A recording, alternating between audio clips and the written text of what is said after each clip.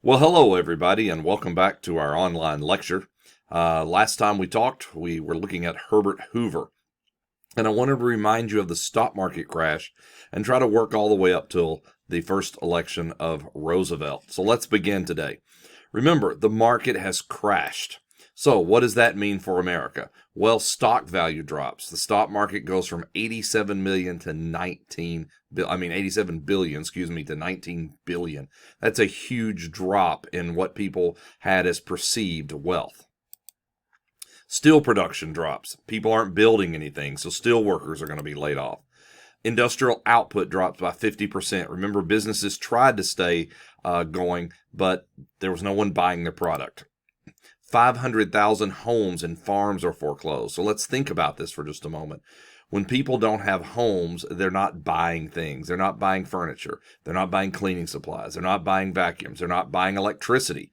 All the things begin to trickle down in the economy. There's a run on the banks. People, remember, had money in banks. Banks were businesses not guaranteed. If your bank went bankrupt, you lost your money. And so when 5,000 banks disappear, people have lost their money. They have lost their savings. They have lost all hope of getting a loan to keep a business going or to start a new business. So 9 million people will lose savings. Well, they're going to spend differently. When you've got money in the bank, you feel like you are rich. When you've got no bank and no money, you feel like you are poor. Unemployment, somewhere between 25 and 40%, depending on what part of the country you are. And remember, these are the main earners of money. These are the breadwinners. 4 million people by 1930 and 12 million by 1932 would be unemployed. They're looking for work. They're going to travel around the country. People, and remember, these are men who have been brought up to believe that they are the rugged individualists, that they can pull themselves up by their bootstraps. And so when they're not able to do that, there's a whole psychological issue there. Some 25,000 businesses fail. So that's, again, employees, bosses, managers, equipment not being bought, raw materials. And people began to cut their work week. Some people tried to work less shifts and spread it out over time, but 3-to-1 layoffs is what we're going on here. So people don't have savings. Families fall behind on their mortgages, their rent, their credit payments. And again, this may be a little too close to home with what's going on right now. They lost their homes, their businesses, their possessions. And basically, then there's going to be a great drought. I have put on the documentary Surviving the Dust Bowl. Please watch it. It'll help you better understand about the farmer and continue that idea of the farmer and the populist and all the things that were happening out west.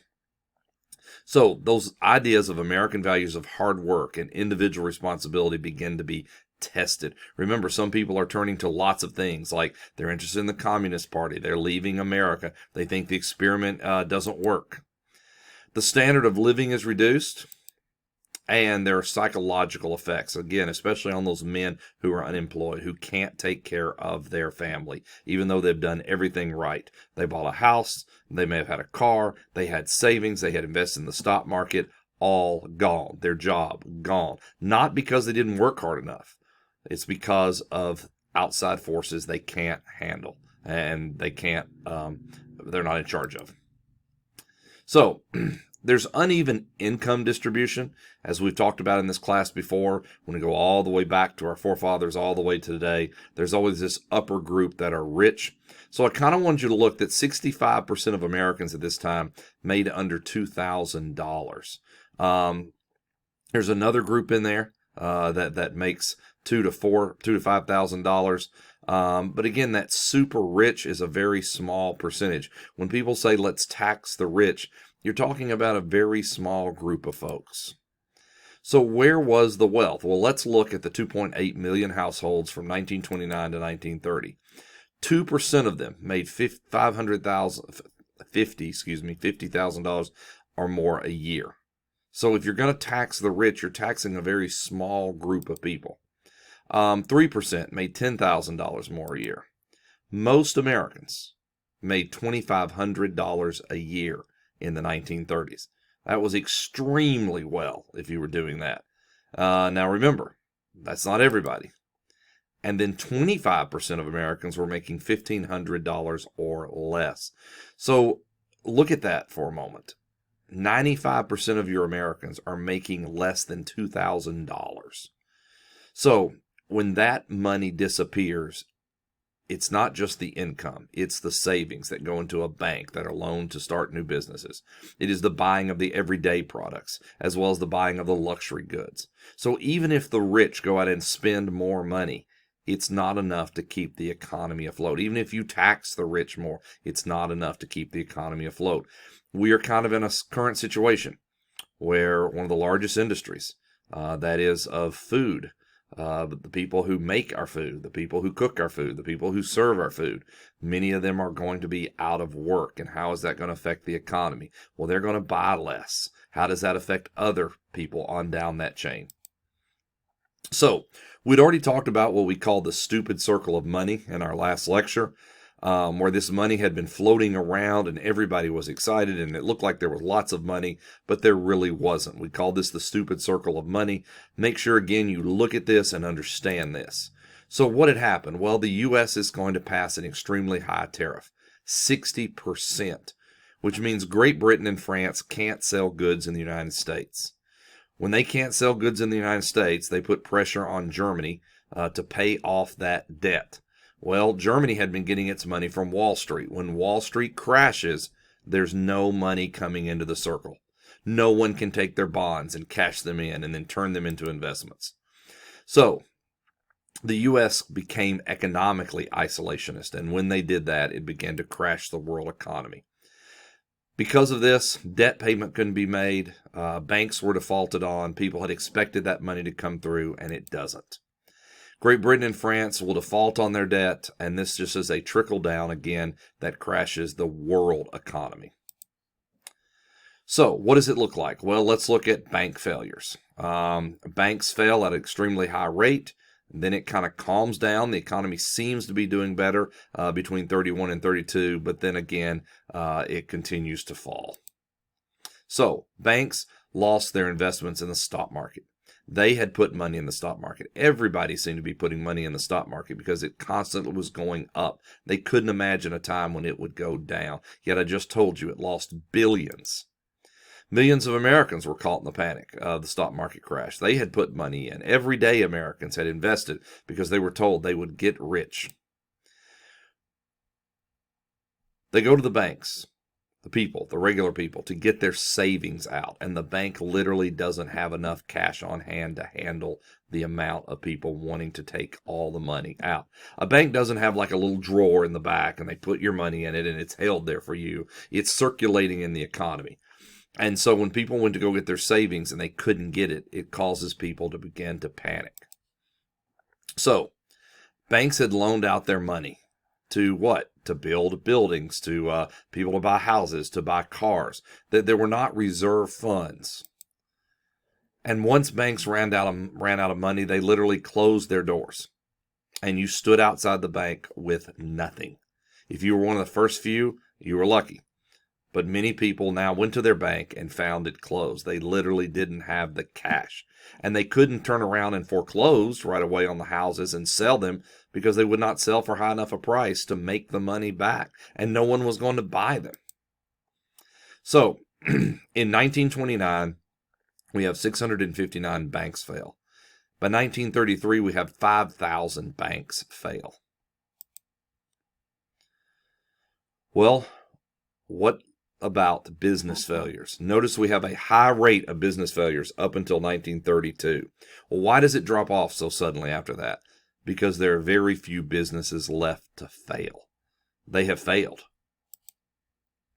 Let's look at unemployment. It continually rises. Notice there's no dip in it, even when we see the banks look like they're going to steady out, or maybe we look like businesses, but unemployment continues to rise. So, look at the little squirrel here. But why didn't you save some money for the future when times were good? And the guy says, what? I did. I put it in the bank. I did what I was supposed to do. But the banks failed and the money's gone. Remember, you live in a time where banks are protected by the American government, the FDIC, the Federal Deposit Insurance Corporation. But that won't happen until Franklin Roosevelt, and we'll look at that. So this is what a run on the bank looks like. People literally standing outside the bank to get their money, to have hard cash on hand. Remember, there aren't credit cards at this time period. People could deal in actual money. Do notice that they paid 4% on savings accounts, which is interesting because that's even higher than what we're paying today. So here are the effects of the stock market crash. Let's kind of look at it long term. When does this depression begin to end? When the United States goes to war. When we start making things for the rest of the world to fight, and then we eventually find ourselves in that fight. You'll see that the New Deal is going to help some. There's actually, though, going to be a recession in 1938. And so we will see that unemployment does get better. When World War II breaks out, again, we're back to that idea of World War I. Everybody has a job. You can have as many jobs as you want because you're either going to be in the military or making things for the military, and the government's going to control the economy again. So just to remind you, it's a worldwide depression. You can see the unemployment rates around the world. Notice Germany has a very high one. That's one of the reasons Adolf Hitler is able to come in. Those of you who took AP Euro, we discussed that. Japan, not so much. Remember, they're building up a large military. Great Britain has unemployment, and the United States has extremely high unemployment. Even in 1938, look at the numbers. Why did all this happen? Well, people were buying stock on margin, and I'm going to try to explain that, so don't let your eyes glaze over. Margin buying means you're buying stock on credit. You're buying stock assuming it's going to go up, and when you sell it, you'll pay off the stock and walk away with a profit. So I'm going to use some very easy numbers here. Let's say a stock was going for $100. You could buy that stock for as little as $10. They would loan you the rest of the money. Your stockbroker felt that if you buy it for 10 and it's worth 100, it's going to go up. When you sell it, he'll get his money back. He'll get his $90 back, and then you'll walk away with some profit. Well, that's great as long as stocks are going up and there are people to buy them. What happens if the stock drops to $90? Well, you now owe your broker $10 more, because if he sells it, he's out money. So you go down to the bank and you get $10 and you're going to bring it to your broker. Well, what happens when everybody does that? What happens when the stock drops to 80 and to 70 and to 50 and to 40?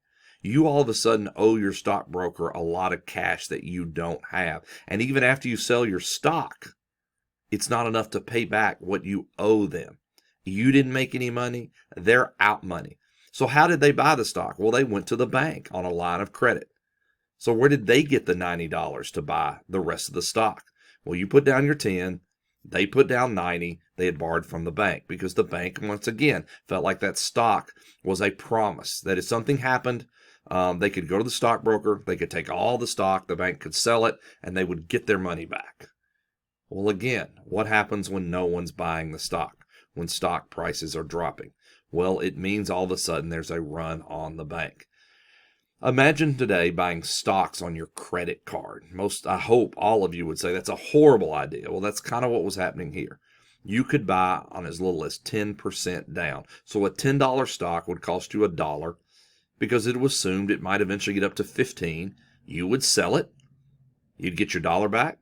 You'd give 9 to your broker, and then you'd walk away with some profit. Well, what happens if the market isn't continually going up and starts going down quickly? Everybody sells. And those that sell the quickest have the least loss. And those that are not quite sure what's going on or can't get a hold of their broker or can't get the money out of the bank to make up the difference.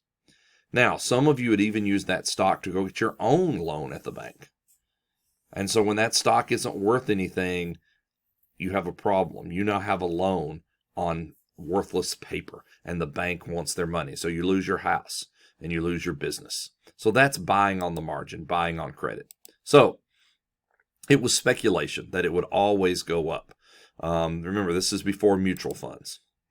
So buying on the margin, you're buying on credit. and the stock market crashes. Banks call in loans, brokers call in cash, people go to banks, and it's just, again, a huge circle, and everyone runs out of money. So investors tried to sell their stock, but they weren't making their money back. And basically, you lose your money and you go into debt.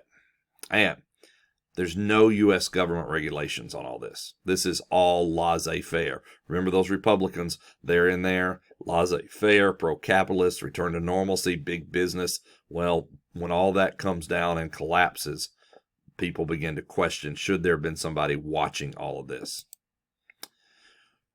Farm foreclosures. Because people lost their jobs, they couldn't make payments. They couldn't pay on their farm. Their stock wasn't enough to buy back their farm. And so you see that people are going to be evicted. We see that people would go to these sales, and they didn't have the money to buy, but they wanted to see what things were going for. Remember, farmers had borrowed money to buy land, to buy those tractors. War I had been a boom time for farming.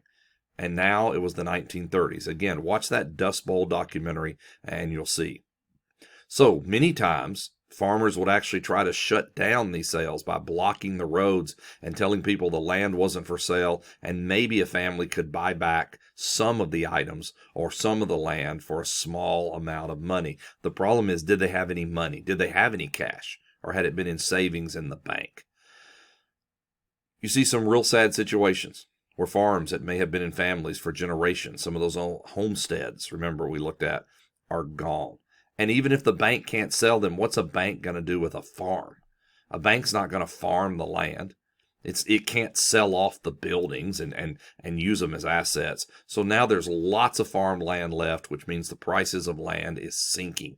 And so again, we're having a problem finding wealth in the economy. So thousands of people become homeless. They become workless. It's not that they didn't want to work. There is literally no work. They have nowhere to live. So many decide to go to California. There's an agricultural industry there. Even today, 60% of American agriculture comes from California. And so California becomes this promised land. There are books written about that. Remember, we have that new road, Route 66, which is going to take people out there. California will actually put up signs that they're closed, all right, that they don't need any more people coming in. And so we get these migrant communities, and they get nicknames like Hoovervilles, right? I told you Hoover, who was very well qualified to be president, finds his name basically a joke. These shanty towns, these people who are now living in their cars, and you can see pictures there, setting up these tents. And these are everywhere in America. People hearing, oh, there might be a job somewhere else, and so they run that way. Some of you will be reading The Grapes of Wrath in your English class. That's during this time period. So, what does poverty do? Well, it has an impact on health. I want you to see that suicide rates rose during this time period. We often hear these stories that on the day of the market crash, people threw themselves out windows. None of that is true. Those are just anecdotal stories. As historians, they're not true. But later, when people couldn't provide for their families or did everything they could to keep their business alive or had to lay off people that had worked for them for years, yes, we see a rise in suicide rates. Poor diet. When World War II breaks out, many of the recruits are underweight. They have to be fed a huge calorie diet to try to get them up to fighting size. Hunger is going to be an everyday. Where's your next meal coming from? And we even see that admissions to state hospitals triple. Now, I think we have to watch that number a little bit. Were people mentally stressed out? Yes. But what also was provided at a state hospital? Meals, a place to stay. There are these horrible stories of people who had to drop their children off at an orphanage or had to choose to leave some of their children at an orphanage and take others with them, and said they would come back and get them, and some of them never did. Why? Because the state would feed their child, educate their child, house their child, something the parent couldn't do. So those are the stresses we see on families. Families are now crowded into much smaller domiciles. We're seeing that now, right? Some of you are stuck with your family during the shutdown. They felt that they were failures because they had not provided. Working women were looked down on because that job could be taken by a man who had a family. Well, what about a single mom? Well, what about a single woman supporting herself? And, of course, there's discrimination. Imagine that when you're the lowest on the ladder, you're the first to go.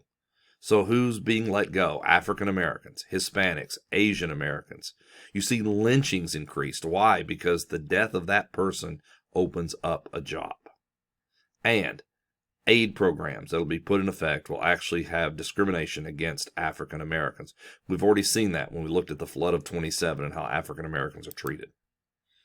So these psychological effects, right? When FDR is going to come in, he's not there yet. He wants to increase people's confidence in themselves, in their country, in the economy. And so one of the things that he'll try to do is put people back to work. Again, closing. There's run on the banks. There's bread and food lines. Even people in Chicago, the criminals who had been smuggling alcohol, like Al Capone, sets up bread lines to feed people. Again, it's great press for him, keeps him protected. But you will see these agencies and these missions and the social gospel. But even churches are struggling during this time period. So there's no hope. It's a lot of despair, emotional pain. You got millions of unhappy men. And again, you have the potential for social chaos. When bad economic times happen, again, you have to watch the social fabric. Think about the times we're in right now. People are stressed. Some people, you've probably seen the videos online, are freaking out when people are in the grocery store and they're buying too much stuff. Or somebody came in scrubs and people assume they had just come from the hospital and they might have the germ on their clothes. And so you begin to see those as a daily thing in America. People want to break in and steal food. People are tempted to steal food.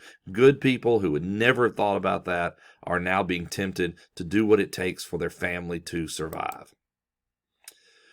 Well, that's when we get to the bonus army. I ask you to watch the documentary on the bonus army. It was linked on the History Herald. You can still find that link here. But what happens when veterans march on Washington? These are men who had fought for their country. They knew how to fight. What happens as they march across the country and head to D.C.? What do you do when they get there? I hope you watched the documentary. I hope you saw that there was a future president in the documentary. I hope you saw that there was a commander of the Pacific in the documentary. I hope you realize that Roosevelt is going to understand at the end of World War II that he's going to have to deal with veterans differently. And we'll see that when we get to the 1950s. But the bonus army is another one of those marches, right? We saw it with Jacob Coxey. We've seen it with the women. We've seen the Klan, people wanting to vote. I mean, all the marches on Washington. So there they were all living together there in Anacostia, and they were trying to figure out, Congress, can you give us our money now? Can you give us our bonus? Now remember, it was called the Adjusted Compensation Act. It was to compensate them for being overseas and not being able to make the money that people who stayed here and worked in factories and farms had made. Well, again, Hoover does not believe in direct relief. He believes in indirect relief. I'm sorry, opposite. I take that back. Yes, no, I was correct in that. Sorry. This videoing is getting on to me today, I guess. Hoover believes that the money should not go directly to you, that it goes to corporations and they'll funnel it down to you. This was money that was supposed to go. It's a stimulus bill, and that's what we're seeing right now. So Hoover says, nope, I'm not going to give it to you directly. I'm going to give it to corporations. And we saw the Battle of Washington, right? And there you met some people in the documentary. We'll talk about it when we Zoom on Tuesday. You can see the Capitol in the background as they burn down the shantytown.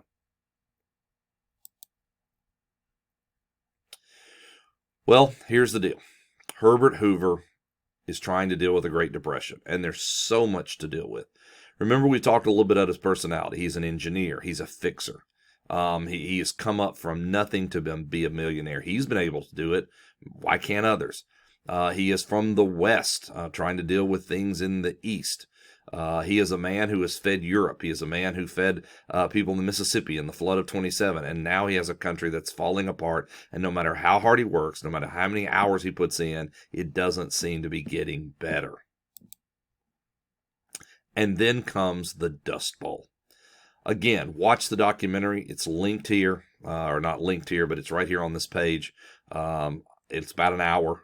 Spend some time with understanding how, by things happening there in that area, how it continued to make the Depression seem even worse. And it was worse. So, the Dust Bowl is both an ecological and human disaster taking place there in the 30s. There was misuse of land. There was drought. Remember, they felt like rain followed the plow. Remember, as they plowed the land up, they thought it would rain, it would release the water, it would create the water cycle. Well, what actually happened is they just had more rain in those areas than they ever had before. And during World War I, that was great. They were able to grow lots of grain, feed the world, but now the world is feeding itself, so to speak. So, many of these folks are going to migrate to California, and you have all this land plowed up. It's dry, the wind comes in, and really look at the pictures and listen to the people as they talk about what that dust was like. People died from dust. There's the Dust Bowl. Remember, you could get on Route 66, you could head to Chicago, or you could head to California. And California at that time seemed to be the paradise. Remember, Hollywood, movies, agriculture, and so a lot of people find themselves on this road. Look at that dust cloud, several stories tall. You could get lost in the dust cloud. It eroded your topsoil. So even when this is over, how are you going to plant in bad soil? And you can see there as the dust has blown up like snow up against buildings, as it begins to ravage towns when it comes in. Again, that dark topsoil. And it would not just be blown a few miles or the next county. It could be blown states away, as you will see in the documentary. Look at that. That's a wagon wheel sticking up out of the dust. So the dust there is about 2.5 feet high. And it's not like snow. It's not going to melt. Again, you can see where the ground is moving, more like sand dunes. There's a car, and the dust has come through. And remember, dust would be abrasive. And so it's taken the canvas top off that car. It's buried the car. So you're talking dust about 4 feet tall. How do you dig out from that? And remember, even if you did have good soil underneath there, yours is now underneath dust. So people moved. They made, I guess, the modern version of the covered wagon of the 1930s. People lived out of their cars. So there's a child. There's the groceries in the back, the washboard where they could take their clothes to whatever they could find, water. And again, this idea of homelessness in America. And these weren't people who hadn't worked or didn't have jobs or they had done everything right according to the American dream. But it seems like the American dream had failed them in some way. Well, then comes the election of 1932. Herbert Hoover is going to run again. But he's going to run against a man by the name of Franklin Roosevelt. Franklin Roosevelt had been the governor of New York. He had a name that people recognized because of politics and because of his family connection to the Roosevelts. Remember and I got to remember, cousin Teddy Roosevelt had been president. Remember, Teddy was a Republican. Franklin will be a Democrat. There's a great miniseries on the Roosevelts that's been playing on PBS, or you can probably find online. So, he believed that the government was responsible and that people had to have direct relief. Remember, in this current thing, when you look at the stimulus bill that's been passed by Congress and signed by President Trump, there's money for corporations and there's money for you. Individuals are going to get $1,200. Children are going to get $500. And again, this is to put money in your pocket to go out and buy regular things. He believed that capitalism and laissez-faire had to be reformed. So again, somewhat of a progressive. And governmental involvement in people's lives was a good source for those who needed it. That laissez-faire was great, but laissez-faire was not working, and we had to admit that. Now, some people are going to call Roosevelt a socialist. And we'll see that America does become somewhat more socialist in this time period. Well, Herbert Hoover, he believed that the federal government shouldn't fix people's problems, that people could pull themselves up by their bootstraps. Well, what happens when you've sold your boots just so you can eat? What happens when you don't have bootstraps anymore? He believed that direct relief would destroy people's self-respect, and we've seen that before. And he believed it would create big government. all these agencies trying to deal out this money and deal with people's problems. And remember, Republicans are not big government people. And he said it would violate laissez-faire. Remember, laissez-faire is not in the Constitution. It is a concept. So, in the 1932 election, here you are. Franklin Roosevelt, 22 million votes. Hoover, 15 million. Notice again that solid Democratic South that I'll keep making sure you look at. Even states who had gone Republican are now back Democrat. Hoover gets some of that New England area, Pennsylvania. Notice there is a socialist running. There is a communist running.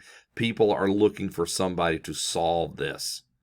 Notice California is coming up in electoral votes, and so is Texas. They're becoming much more prominent in the election. Remember, Hoover is from California. Who wins it? Roosevelt. So, Franklin Roosevelt beats Hoover. Remember, we haven't had a Democrat since Woodrow Wilson. FDR promises relief for the unemployed. He's going to help the farmers. He's going to balance the budget, and he's going to repeal prohibition. Why is that a big deal? Well, it's going to put farmers back to work. They're going to grow grain. It'll put roots in that ground and keep it from blowing away. All that excess grain will be turned into alcohol. That'll put factories in the West back to work, producing beer and whiskey. And so it's a job issue, right? It's kind of ironic that they're going to create alcohol, which is a depressant in the Great Depression. But they're going to sing Happy Times Are Here Again. But it's about jobs. It's about putting people back to work.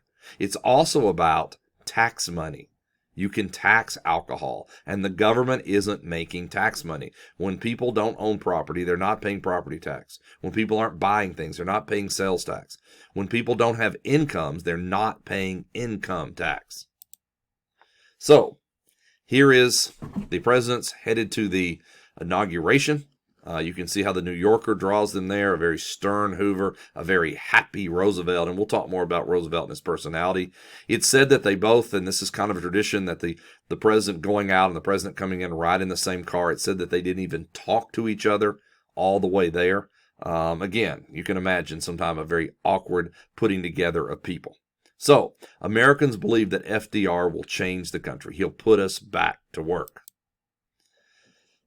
Here he is with his wife, Eleanor. That's a very interesting relationship, and she, in her own right, later will become very political and help keep some of his dreams alive. Some of you in 8th grade went to the Roosevelt Memorial. You may remember that Eleanor gets a statue there, and especially about her work with the founding the United Nations. So here they are, again, campaigning on a train, right? We see this idea of politicians and trains. We see it all the way even into Obama. So, what happens, though? So Hoover loses.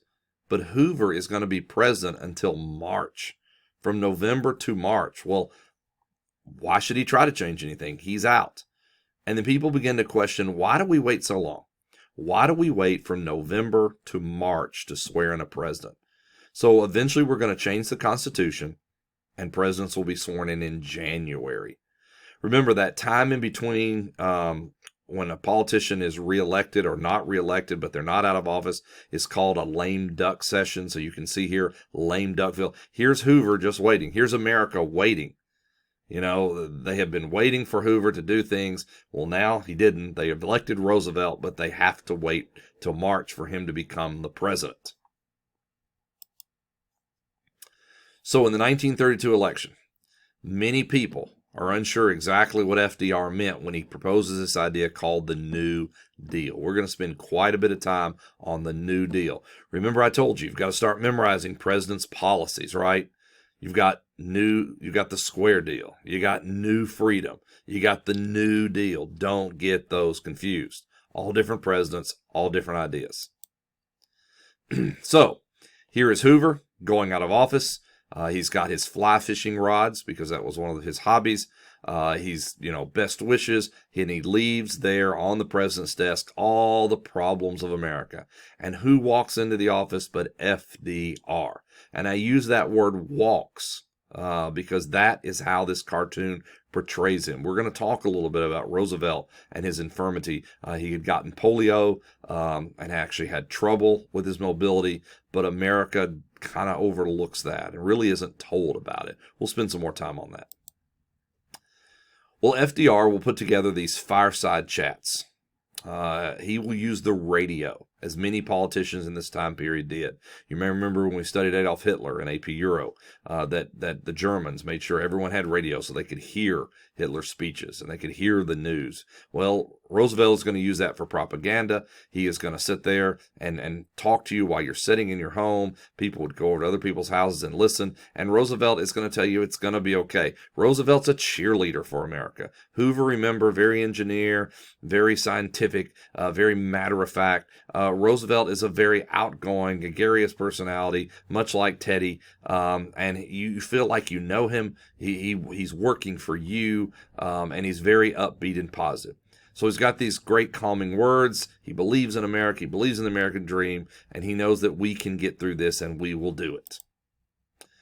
So, let me assert my firm belief that the only thing we have to fear is fear itself.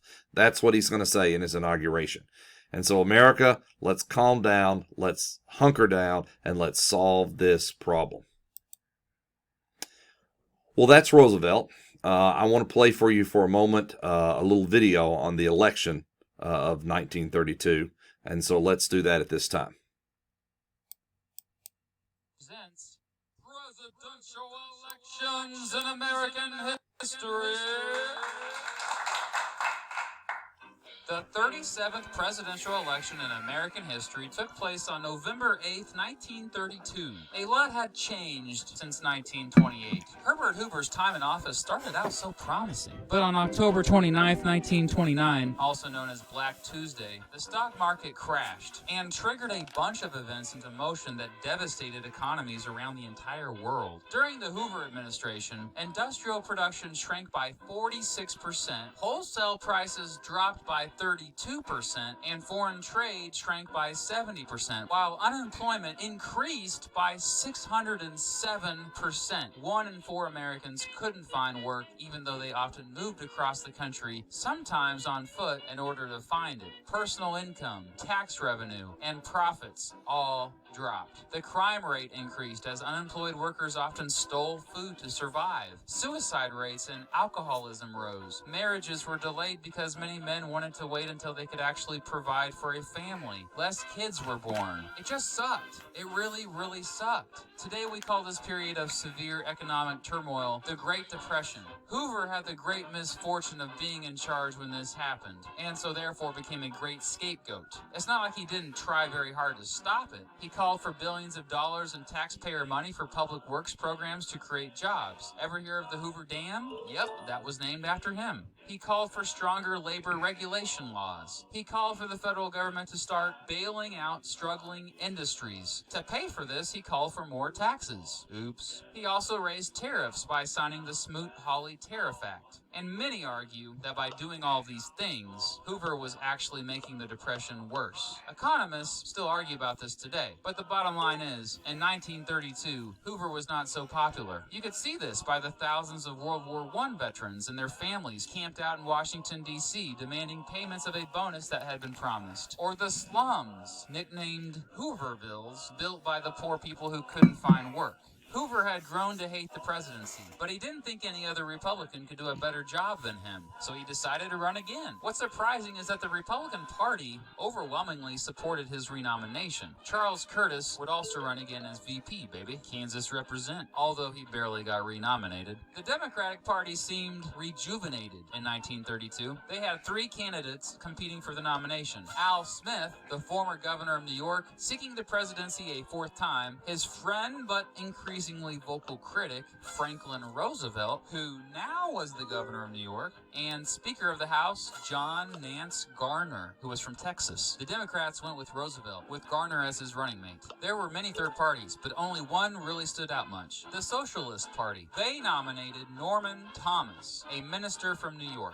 He also ran in 1928, but this time had growing support as so many Americans were unhappy with Hoover, yet also not satisfied with the Democrats. The Socialists nominated James Mower, a trade unionist from Pennsylvania, as his running mate. On the campaign trail, Hoover did his best to defend his record, but the odds were against him. Not only did many Americans blame Hoover for the Great Depression, most now were strongly against Prohibition, which was also associated with his administration. Roosevelt now seemed like a rock star, drawing huge crowds and inspiring hope that he had solutions to end the Depression. While Roosevelt didn't offer many specific solutions, he did get specific when criticizing Hoover. Roosevelt criticized the Smoot-Hawley tariff and the Hoover administration for taxing and spending way too much. His running mate, Garner, went further, accusing Hoover of, quote, leading the country down the path of socialism. Toward the end of campaigning, things got downright nasty between the two, with Hoover calling Roosevelt a, quote, chameleon in plaid, and Roosevelt calling Hoover a fat, timid capon. A capon is a castrated rooster, by the way. And here are the results.